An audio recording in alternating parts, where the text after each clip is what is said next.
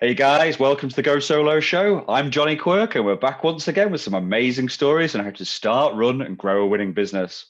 So, on this week's show, we're yet again talking about booze, and whether that's cutting edge craft breweries, artisanal traditional methods with a modern twist, or whatever you basically like to put down your throat, this show is for you. So today, I'm really excited to invite two guests with a very good Go Solo warm welcome to them. And that's first off, Gail Winters of Good Lot Farm and Farmstead Brewing. Gail, welcome to the show. Hi, thank you. And also joining us today from Canada, we have Ben Lesh of Royal Canadian Mead. Ben, welcome to the Go Solo Show. Good to be here, Jonny. Thank you. Well, like I said, one of my favorite passions. I've been enjoying brewing for many years. So I'm really interested in kind of learning about how you built up your business today. But as we ask all of our guests when we kick off on this show, let's start off by asking you, Gail, this question. And that is, in a nutshell, what is it what is your business? What is it that you do, and what sets you apart from everybody else? Yeah, so Good Lot Farm and Farmstead Brewing is essentially a farm-based brewery. We're located in the Caledon area, and we make beer using the hops that we grow on our farm. That and some other ingredients that we grow for some specialty beers. Our moniker is Farm Raised Beer, and so we grow the ingredients and then we partner with other local farms. So what sets us apart, I believe, is that every beer that we've made so far has used 100% Ontario hops. Wow, that's amazing. Yeah. And was that a conscious decision to literally try and almost have a circular economy within your own farm, grow the ingredients, do it environmentally great, that sort of stuff? Absolutely. We got into the brewing industry through the farming side. So we originally bought our farm in 2009 and tried to explore what we wanted to grow. We had close to 30 acres. Yeah. And we were craft beer drinkers, and we sort of saw this niche market of a specialty crop and growing hops. And we did that from 2011 until 2017, which we launched the brewery then. So we essentially were farming hops and selling to microbreweries then. So the idea of traceability and being able to grow the ingredients that went into the own product into our own product was really, that was sort of essential. That was sort of what sort of motivated me to build this business. Amazing. And do you know what? Just for anybody out there who doesn't know it, there's nothing in my mind that smells like spring or summer than, nice sticky hops and the smell when you're close to them. It's an amazing smell, obviously, once it's in the beer, but obviously as they're kind of growing as well out in the wild. Yeah. Oh, yeah. Walking the hop yards in the middle of August is quite amazing. It's a great thing. It's a great thing. Yeah. And how about yourself, Ben? Tell us more about your business. What is it you do? I'm an owner of Royal Canadian Mead. We produce session mead. Mead is the world's oldest alcoholic beverage made from fermented honey. And we produce a very simple, modern version of that, comprising honey, water, yeast, and either hops or fresh pressed juice. It's an incredibly simple drink.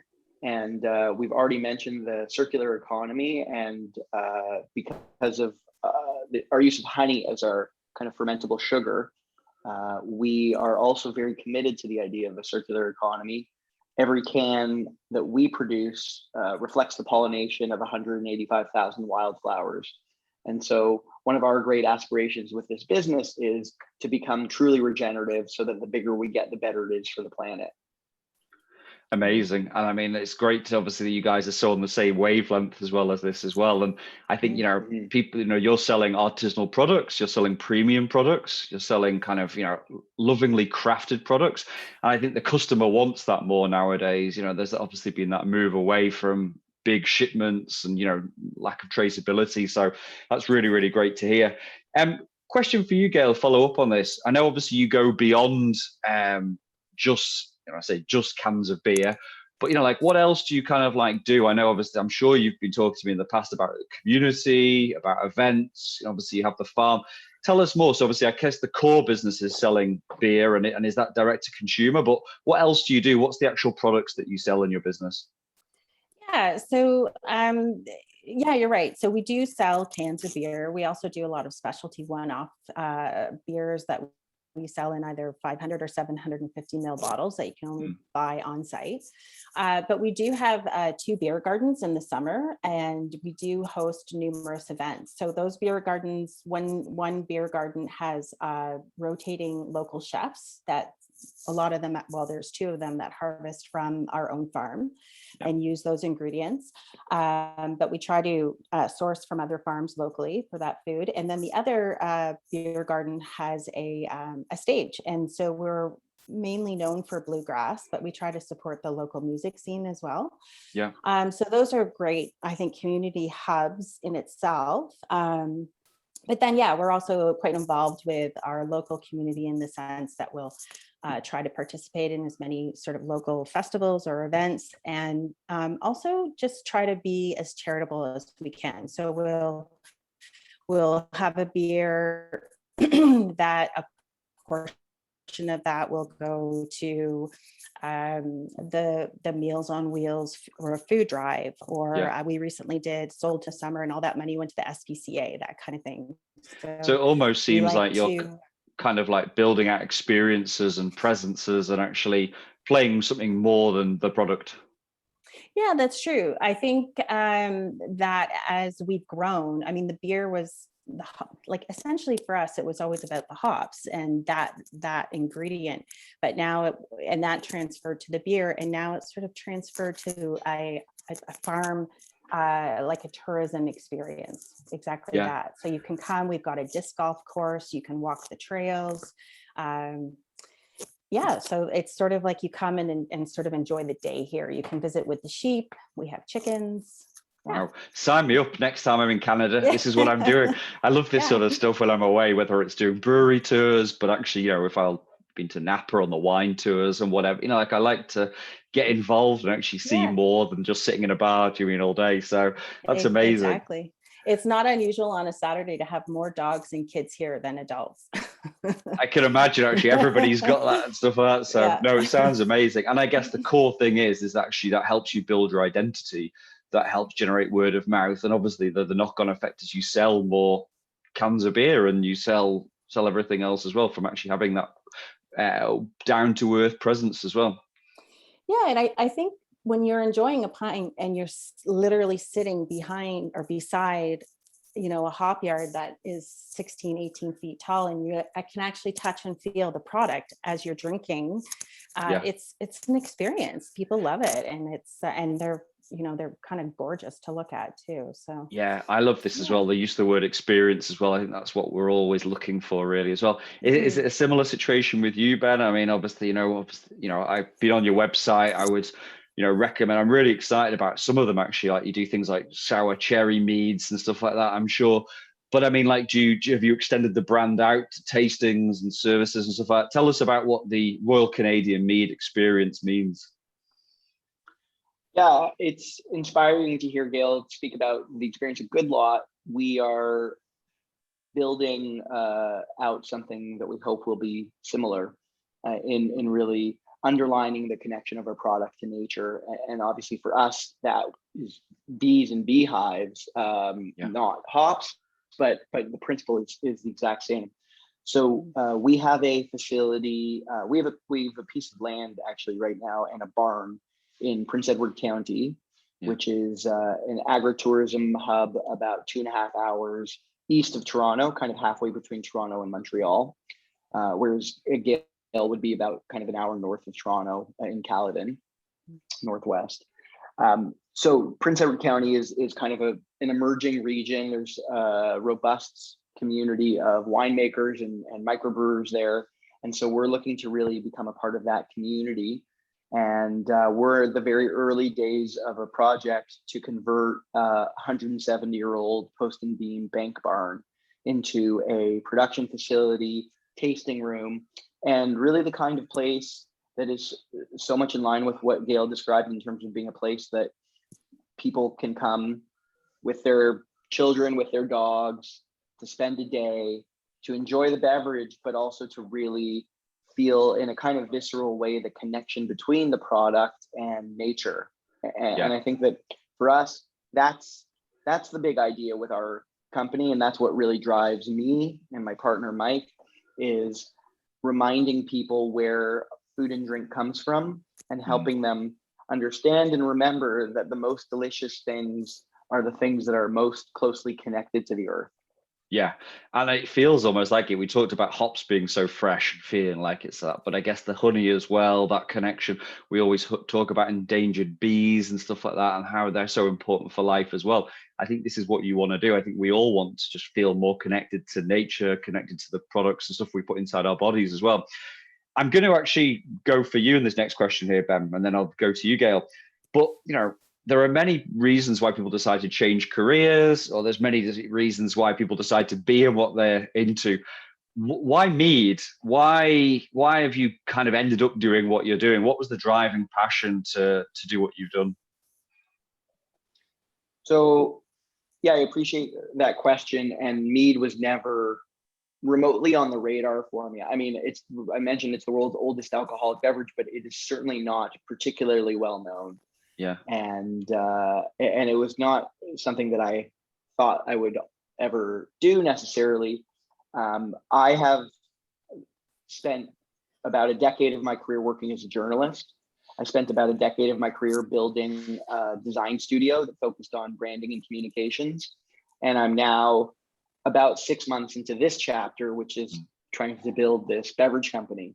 And so for me personally, there's a notion of, I like the idea of doing different things and having a series of different professional chapters. And so, to be honest, I hope that in 10 years from now, I'll be doing something else. I think that that's just the kind of person I am. And I like the idea of continuing to find new challenges. This chapter is so exciting to me for a couple of reasons. First, the simplicity of the drink. It embodies everything that I believe about food and drink. And I have a very kind of strong set of principles around how I believe we should interact and engage with food and drink.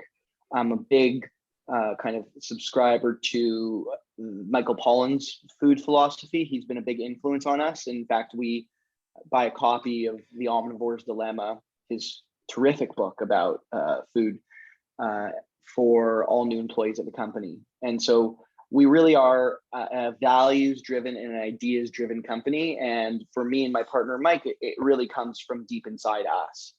And so mead is a vehicle for the expression of those values and those ideas. Yeah.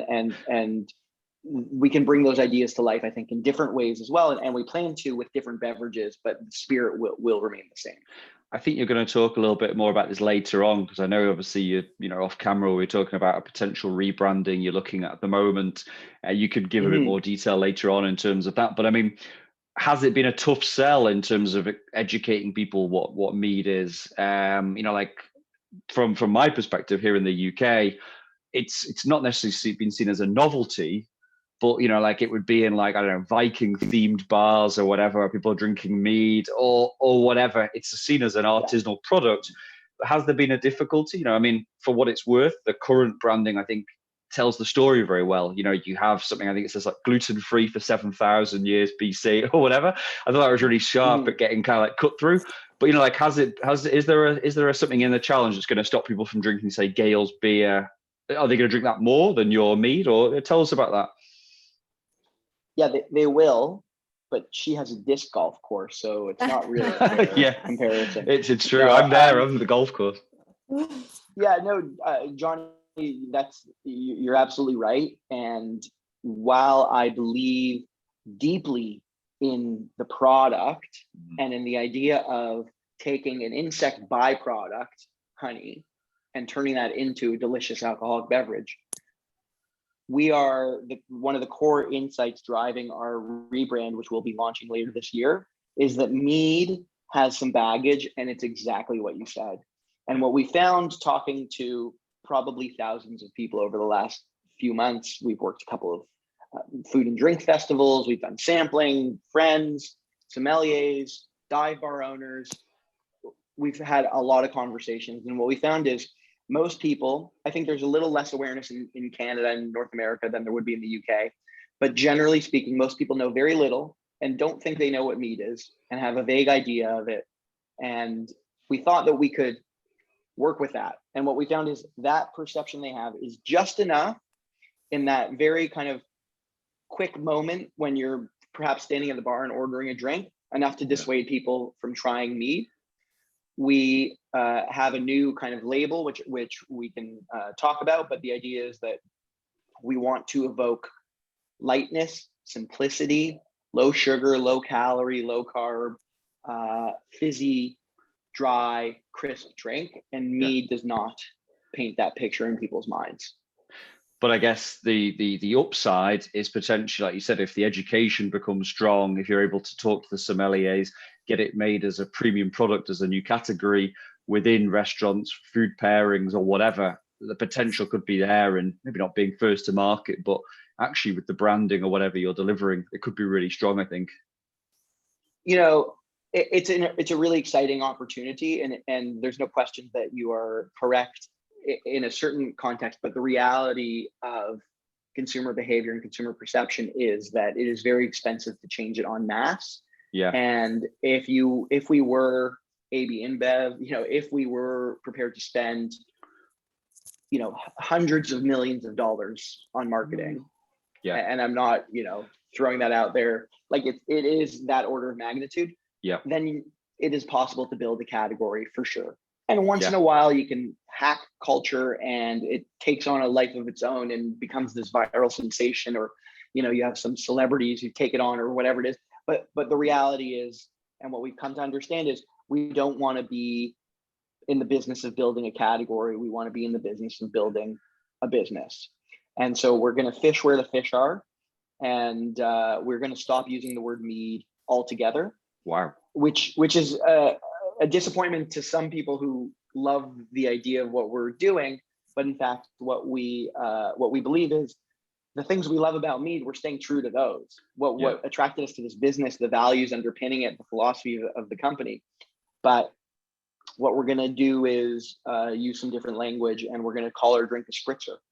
Right. Okay. And a spritzer in Ontario, mead is considered wine. It's kind of taxed accordingly and treated as such. And the idea is essentially, if you ferment grapes, that gives you conventional wine. If you ferment honey, it gives you honey wine or mead. And because ours is a lower ABV sparkling version of that, we think a spritzer effectively conveys that idea. But we also think that it more accurately gives people a sense of what our drink's going to taste like. And so if they sidle up to the bar and the bartender says, would you like a pint of beer or a spritzer, the spritzer is going to actually help them understand more clearly what our product really is. Well, it gets that cut through, doesn't it? Everybody can understand it. I think it's Gail is nodding away here for anybody who's on the audio here in terms of getting that, at the end of the day, there is no point in calling it mead, like you said, if it just isn't doing what you need it to do. That name may have worked for many, many years, but there's probably a reason why it's not mainstream now. If this is a way of actually repackaging it and saying, well, this is what it can do, then that's hopefully work for yourself. I want to follow up there because, Gail, I know obviously you've got quite an interesting story about how you got into this. I take it you didn't come out of the womb and say, I'm buying the farm. I'm going to eventually become a hop farmer and a beer kingpin or whatever. Tell us why you got into this kind of business. How did you end up here? Yeah, well, actually, I was born on a farm. Oh, well, there we go then. I was born on a farm not far from this farm. Although I did spread my wings, and I was in Toronto for 17 years as a film producer. Right. And as wonderful as that career was, I did feel like there was something missing. And all those years I lived in Toronto, you would find me in my backyard or my friend's backyard in the soil. So it wasn't that unusual to come back home. We bought these 30 acres, and my husband also is quite environmentally keen. He loves to grow food. And so that's kind of when we first got here. It was like the brewery kind of came after the development of the farm. So we were more motivated. We were pregnant with our first child, and we wanted to grow our own food and be a bit more sustainable. Yeah. And that's sort of how it got birthed. Yeah. And then the brewery came many years later. Yeah. Did you think it was always in your mind, the back of your mind, that you would say, quit the rat race? Or was it just one of those things where everything came together? Tell me more about your thoughts. Yeah. It's funny. You can be in a career for a long time and, you do stop and kind of question what you're doing. And there were many moments where I was not completely fulfilled. And I think it took maturity and age. And also risk. Like, had we thought about the decision too long and said, okay, we'll plan to move in 2 years, I don't know if we ever would. When we made the decision, it was 3 months on the farm. We got the farmhouse, and everyone kind of was like, oh my God, that's crazy. What do you and I do? was like, yeah, but I was like, sometimes if you think about things too long, you almost drag yourself down rather than just jumping in full force and just realizing that this is what we both wanted to do. So why wait? Yeah. So yeah, and it took a few years to even get ourselves sort of set up in the farming and learning that skill, and then making the connections with other brewers. Well, this is what I was going to ask you, actually, was in terms of the skills you've had to learn to do what you do. I mean, I'll go on to Ben in a minute, obviously, in terms of how he's learned to do what he's done in terms of mead. But I mean, even for both of you, Gail, I take, you said you were born on a farm, but, that was many years ago. Yeah. So having to learn to be a farmer, to do those things, different hours, and then obviously going straight into the brewing, how much stuff have you been able to almost outsource, and how much do you get stuck in yourself? Are you a delegator? Are you an organizer? What are you doing yourself on a day-to-day basis? Yeah, it's a great question.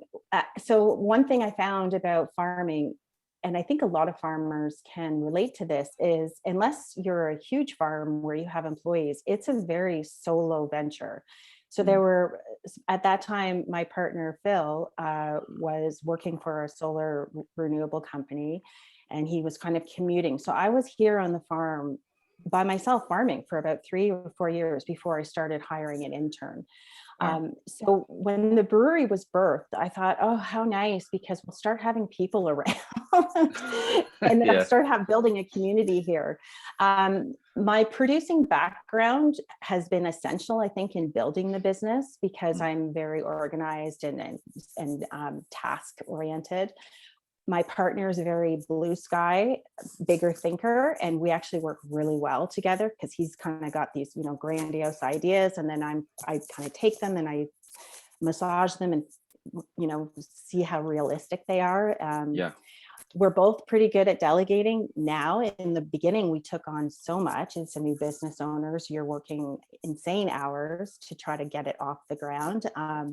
And those years, the earlier years, those first 2 years of launching this were probably the toughest. That, you don't really think about that when you're leaving. You kind of get worried about it, but then when you're in the trenches, you're kind of like, whoa. So I appreciated some of the questions that are going to come up about sort of self-care, because those were definitely needed during that time. But yeah, no, I think that my partner and I have really honed in on who works best in what role. He's more business development and sales, and I'm more farm-based HR admin, and it seems to work. So I'm going to actually use the word partners. I think it's a great way to ask this question of Ben as well.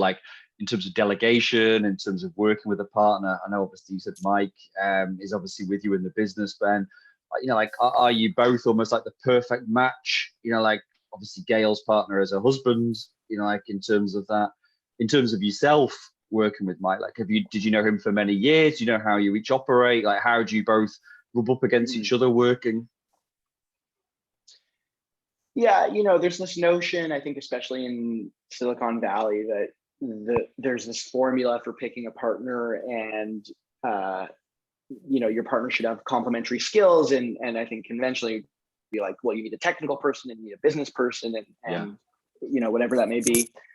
Having built a business previously with partners who had quite different skill sets to me, I would say I jumped in with Mike with no reservations about the fact that our skill sets overlap a great deal, because one of our mantras in this business is, and in any business, is it's not how, but who.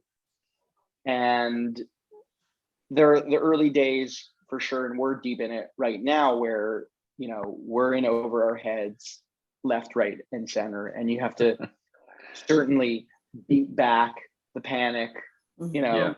But what it comes down to is the kind of producer's mentality of, let's break it down. How do we do this step by step? It feels overwhelming because there's a lack of clarity about how to proceed, because we've never done this kind of thing before. But you just have to break things down and go kind of task by task and be very organized. So Mike, my partner, has been a friend of mine for 20 years, and we both played similar roles in our previous businesses. He built a very successful creative agency here in Toronto as well, and we were both playing dual roles of business leadership and also playing a big role in creative leadership. We both are creative thinkers with big ideas, but we both can bring it back down to earth. So we're not on paper maybe the ideal partners, but the reality is that the hardest thing about building a business is not doing the difficult tasks. It's staying positive, it's working hard, it's continuing to be productive, and it's figuring out how to get through the unanticipated problems, because that's the nature of daily life. And so when we face difficult problems, I never feel like, oh, I wish I had the partner with this specific skill set to solve this problem. It's always like, is Mike still super optimistic that we're going to solve this? Is he getting down about this? Like, he's a perfect partner to me because he's just a rock, and we're both very kind of even-tempered and very rational about how we solve sometimes problems that can feel intractable. Yeah, of course. And I mean, that's a very healthy way to think. And obviously, like you said, you've thought about this, I think, at length. This is the perfect one, though, to ask the perfect opportunity to ask you guys, though, about work-life balance, about health and happiness, about mental health. Like, what are things? I'm just going to throw this in there, so whoever wants to grab it, go for it. But like what sort of things do you put in place to kind of keep it all together? Because it's great to think in this way when you're not under pressure, when you're not under a lot of stress, when you're not whatever. But beyond reaching for an alcoholic drink or whatever, or grabbing one off the line, you might do. Maybe having a bottle of wine or a couple of beers at night is your chill out. But like what sort of stuff are you doing which is basically helping you just balance everything in your life? Ben, you want to? Oh, okay. Yeah. So I have found our farm to be my therapy. I said, we have lots of trails.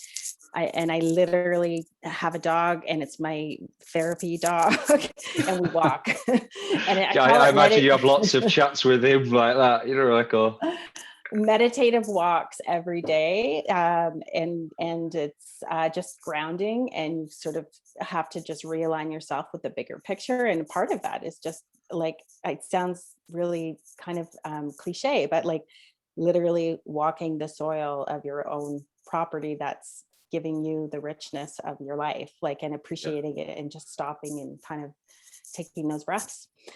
And then weekly yoga, like 3 or 4 times a week, and some meditation, which I didn't do in the earlier parts, though, that 2-year craziness that I spoke of. And I had to reach for other tools at the end of that because I was feeling really burnt out. And it's been an eye-opening sort of experience, being able to take 15 minutes to myself and not feel guilty about it every day.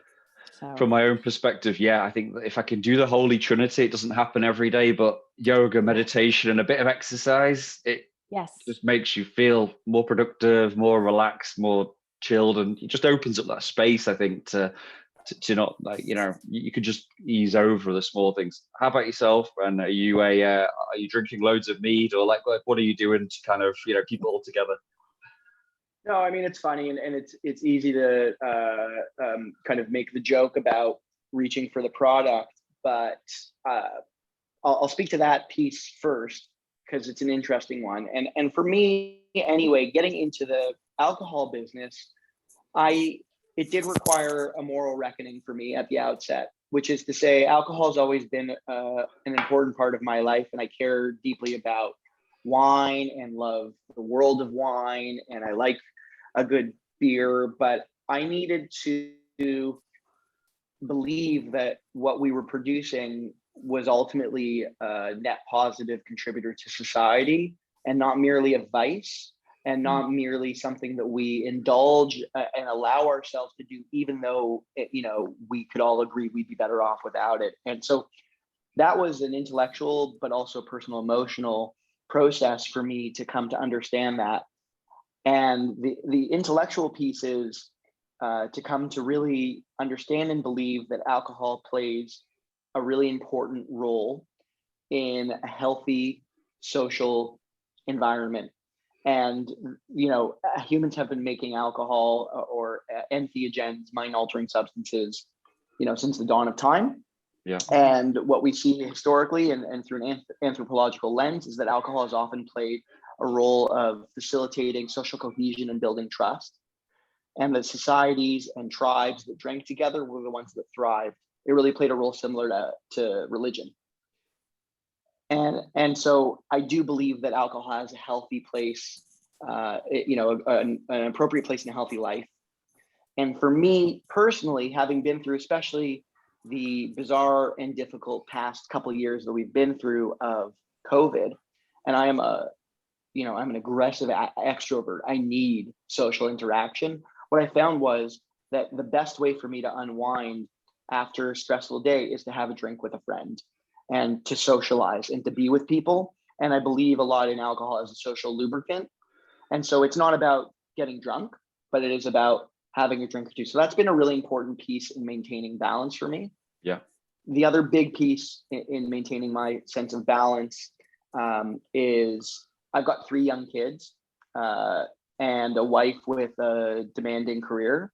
And so I have no choice but to give up several hours a day from my work to my children. And, I live with the constant feeling of I wish I had done more today. But I also recognize that while I may not be feeling a sense of mindfulness and contentment when I'm, having oatmeal thrown at me, at 7:30 a.m. or whatever, when I could be, maybe catching up on emails or whatever. It is a really important grounding piece. And when I'm with my kids, there's no alternative but to be fully present and engaged with them. Yeah. I'm very conscientious about not using my phone in front of my children. I really try to avoid that. And so when I'm with my kids, I'm with my kids. And I think the essence of mindfulness is just being fully present. And so I don't meditate, but I have things that I do that allow me to be fully engaged and immersed in the moment. And the last piece for me is playing hockey, which again, in non-lockdown times, 2-3 days a week, when I'm on the ice, all I'm thinking about is hockey. And that's my meditation. I think that's very healthy. The way you just described those kind of mindfulness moments, whatever we call it, it is almost like a meditation. It's just a deep focus on something. Like you said, ice hockey, being with the kids, it just takes you out of your day. This is what we're looking for. You know what it's like when you can be sat in front of a computer screen and you think you should be there and you're moving things around and actually you're not doing an awful lot. But it makes much better to get out for half an hour, have a walk or whatever, leave your phone at home and just actually take that time. You'll come back and probably do 3 times the amount of work in that 30 minutes as you would do while looking at a screen. Absolutely. Also, I just want to say, I'm going to borrow that story about alcohol being a social lubricant. When my wife is saying to me, well, I'm going to the pub yet again this week or something, I'll be like, did you know it's been used for thousands of years? It's a great tale. It's a great story. Well, sorry, just to say, the pub is the essential kind of manifestation of that idea. I mean, the death of the British pub is such a sad story about the decay of the social fabric, and those two are deeply intertwined. Yeah, I do. Sometimes if I drive past, like, and one has been turned into like a daycare center or something, I do like a shed a tear or something, and I'm just like, how could this happen? Because it's never going to be able to come back. There's plenty of new bars opening, but like you said, it's like once that kind of history and the original features and the characters in there, but like it's become less of a place where people will go every night after they finish work, after seeing their wife or whatever, and it's become more of like a once a week type of thing. So it's tricky, changes. But then, like I said, there'll be many times where I'll go, and we'll go with the kids as well to places like you're describing that you do, Gail, or like you're planning on doing, Ben, in terms of, what you're wanting to have a beer or two, and there's street food there, and there's whatever, like it becomes an occasion where everybody, the whole family, can enjoy. You want to say something, Gail? Oh, I wanted to say that pre owning a brewery, I never felt like I had to do any dry months.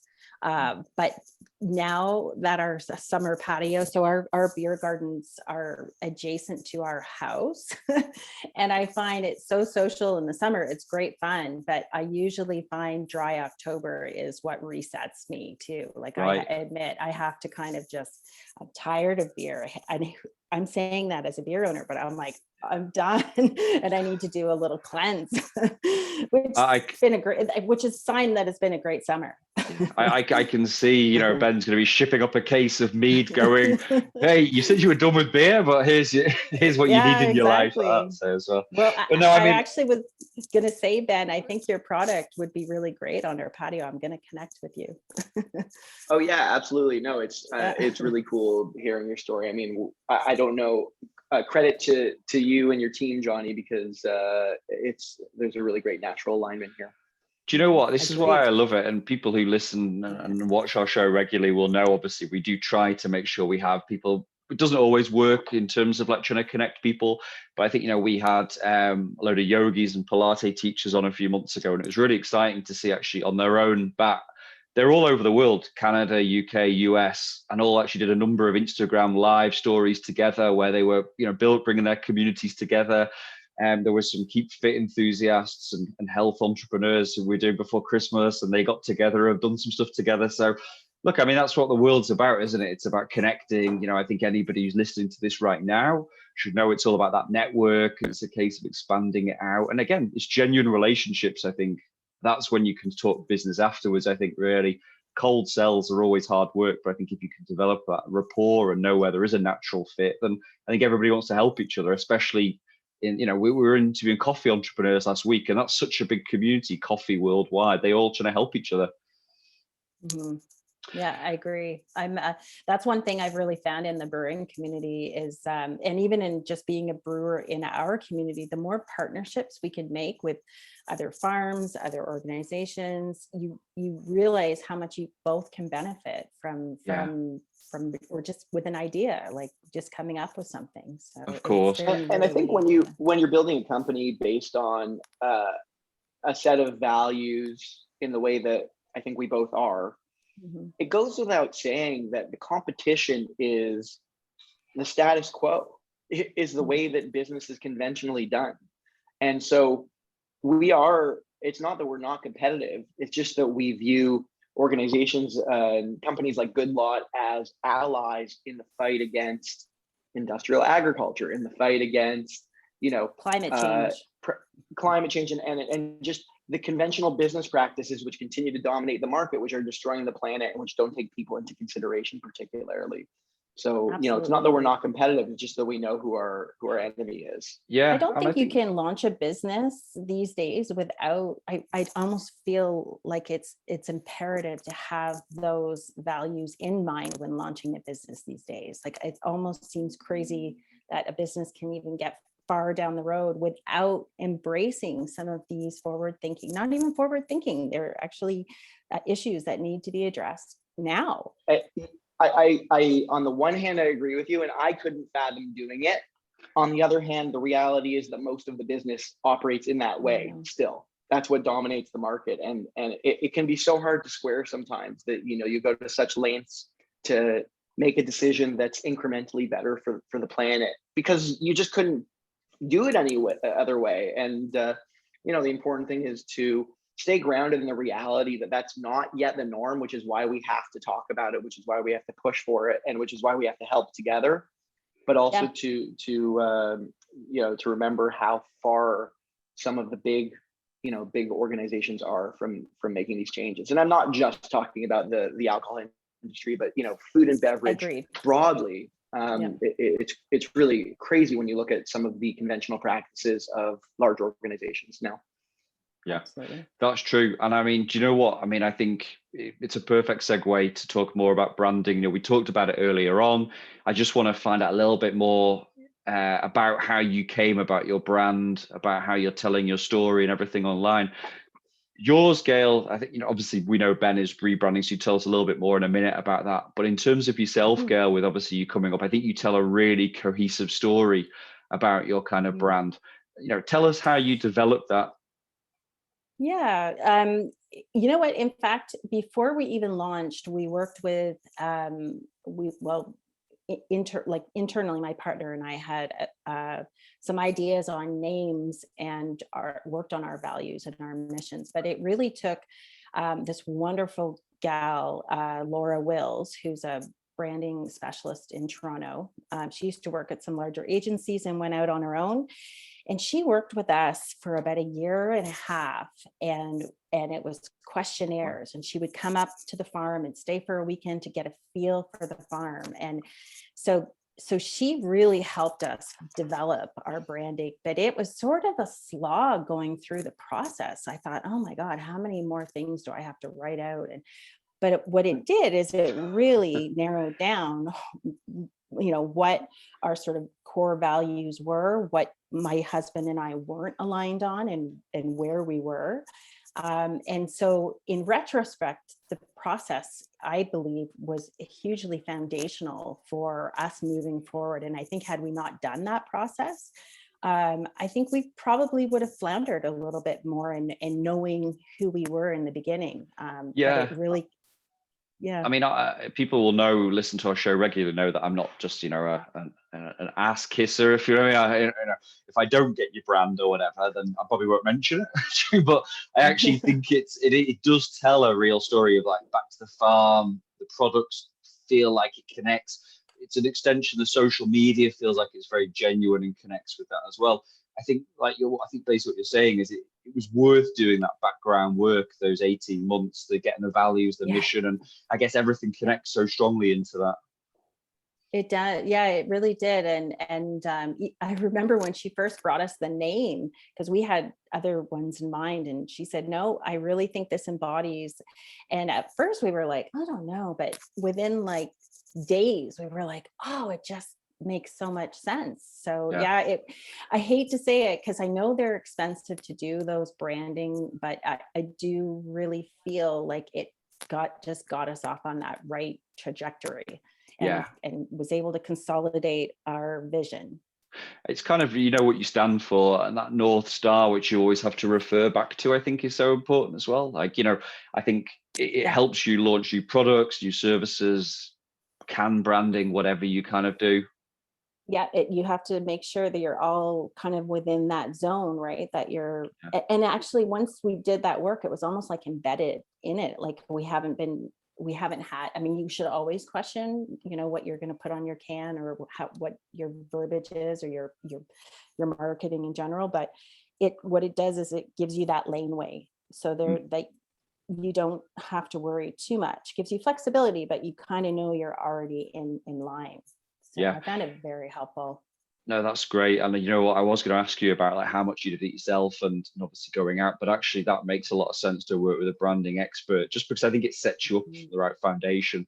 In the day, whether it's direct to consumer, selling into other places, the experience, it has to be right, and means that it's not going to be an expensive process if you're, built up a load of inventory and obviously you can't shift it or whatever.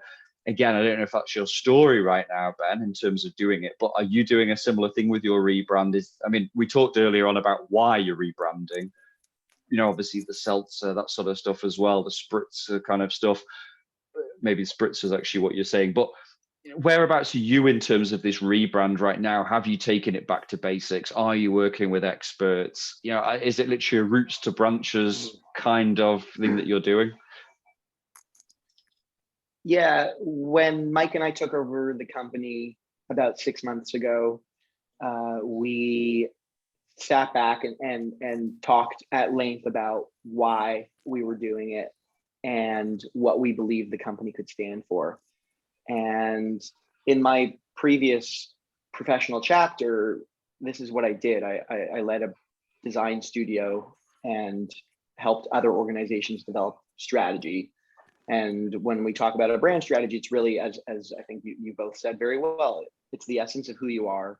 It's why you do it. It's the world you live in. It's what you stand for as an organization.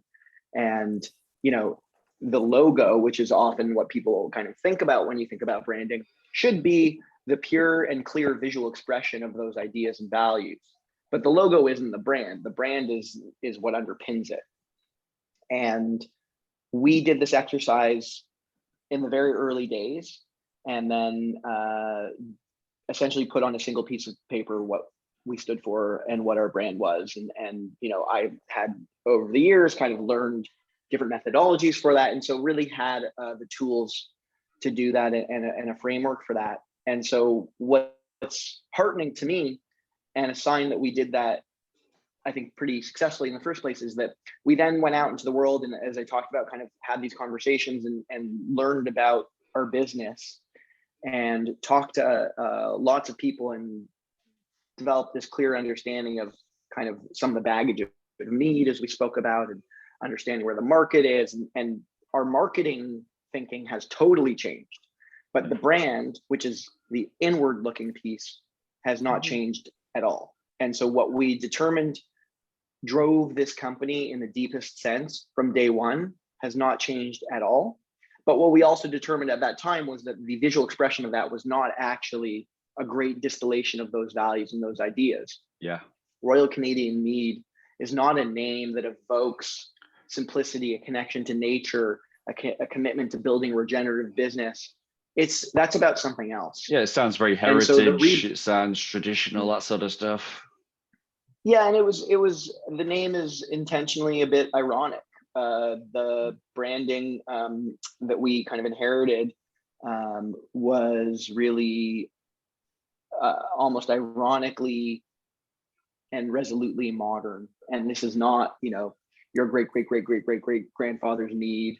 This is something new and modern and different. And we're just less interested in telling that story, and we're much more interested in telling the story of why we do this. And so the rebranding exercise will be the exercise of creating a name and a visual identity. And when I talk about a visual identity, I mean a logo and the full visual language we use across all of our communication touch points that reflects the essence of who we really are. And so we will be working with a design studio to do that. We are in the midst of the kind of RFP process right now. And so we'll be selecting someone soon. Probably by the time this podcast is out in the world, we'll have hit the ground, we hope, with our partner. Brilliant. And we'll bring that brand to life through graphic design with that studio. But we're also, as we build out this barn and working with a fantastic interior design team and an architecture team there, thinking about the brand as well, because that impacts materiality, the experience that people have. Everything communicates. And so we want to ensure that every touch point of our brand experience communicates our values. And in terms of product, it's almost like product stays the same, but it's the branding. So please let me rest assured that I'll be able to have your sour cherry mead one day, like if I make it to Canada or you don't ship to the UK. Yeah, absolutely. Okay, I mean, amazing. I think that, we can talk about that piece as well, which is the product development side, and what flavors are going to be around forever, what's our flagship. Like, these are all questions that, to be honest, we're still exploring. I think that the reality is that you try your best with a bunch of different products, but the hope is that often in our industry, what happens is there's one flavor, one SKU that really takes off. And we're early days. We don't know what that kind of hero product will be yet. And much as we may think that we know at certain times, it will need to be really kind of tested at a more get that market level. Data and everything. Of course. So important. Just getting the feedback. I think as well, like you're saying, I think, as Gail was saying, and like just listening to your customers more, surveying, finding out what the owner wants, but also finding out what the market wants, surveying users, what's going to use. And like you said, something will come to the fore in terms of people will use your product in a way that you can't even imagine yet. So no, that's really exciting. And I can't wait to see the rebrand as well. We're going to switch gears just very quickly here because, we're going to be entering our kind of rapid fire round soon. But I wanted to ask a quick question of you guys because, running a business is hard. No matter what some people say, on Instagram or social, like, oh, I did this, I made all this. I think we know that a lot of that is kind of, isn't reality. So, business owner doesn't exist in a bubble. Whether you're running a tech company in Silicon Valley or whether you're where you are running your business, I'm interested to know like who you look up to for advice, whether that's I'm talking about influential entrepreneurs, people who've written books. Do you listen to podcasts? Are there any books that you'd recommend to fellow entrepreneurs about, that keeps you on track? Like where do you get information just to fill you in, or is it mainly instinct? Gail, maybe you'd be a good one to go with. Yeah. Well, it's my go-to book. I've never really read it all the way through because it's just bits and pieces. But The Tools of Titans by Tim Ferriss. Oh, yeah. I can pick that up at night and just like, just read, and it gives me ideas. So I'm really inspired, and I love all the people he's interviewed in that. And I love how he kind of breaks it down into wealth, health, and wisdom, which is very digestible, isn't it? It's like you said, you can read it in bed and not feel like you're reading a business book. Yeah, exactly. You can just take the bits and pieces that speak to you. We don't really follow any influencers online. I would say business to business owners, like the brewing community is pretty collaborative and open and transparent. So like right now, we're actually just sussing out entering the farmer market realm. Ontario just last year allowed breweries to now serve samples at farmers markets. Brilliant. Which seems like a natural fit for us since we're a farm first.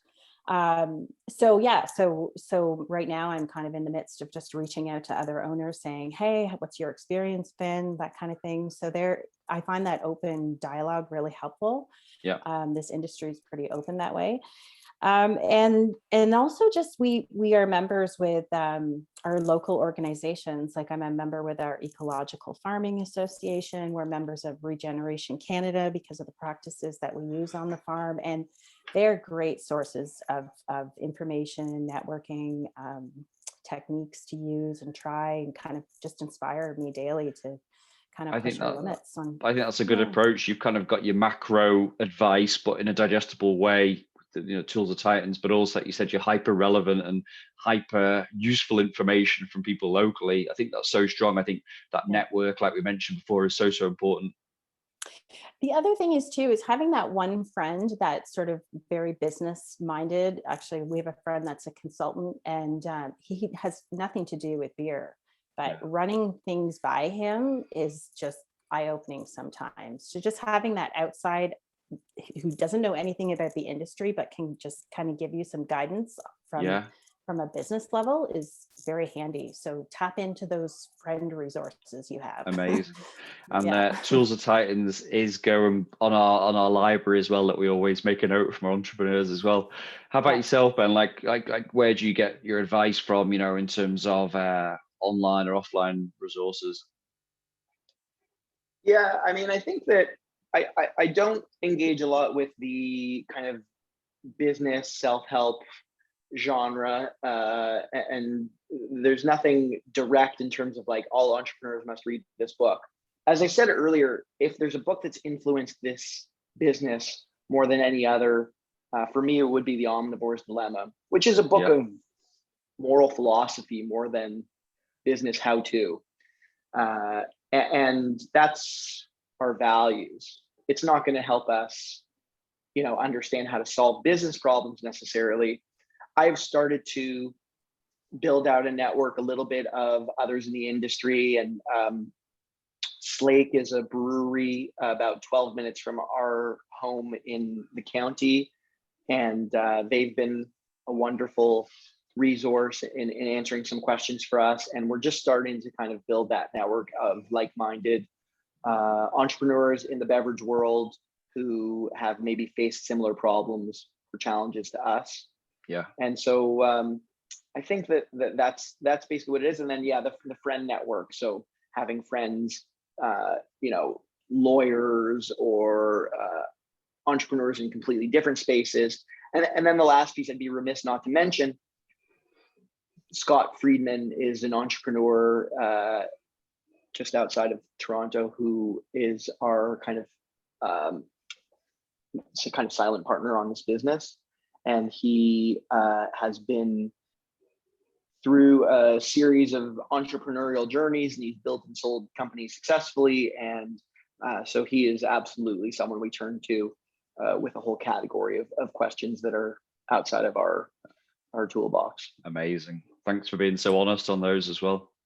One other book I wanted to mention, Let Them Go Surfing by it's so funny you say that. Let My People Go Surfing. From Patagonia. You're wearing Patagonia today as well. Yeah, it's a great book. We're sponsored by them. Yeah. We're part of their workwear. Patagonia sponsors. Right, okay. But we love Patagonia. Yes, their clothes are awesome, but their values and what they represent as a business is what we strive to be.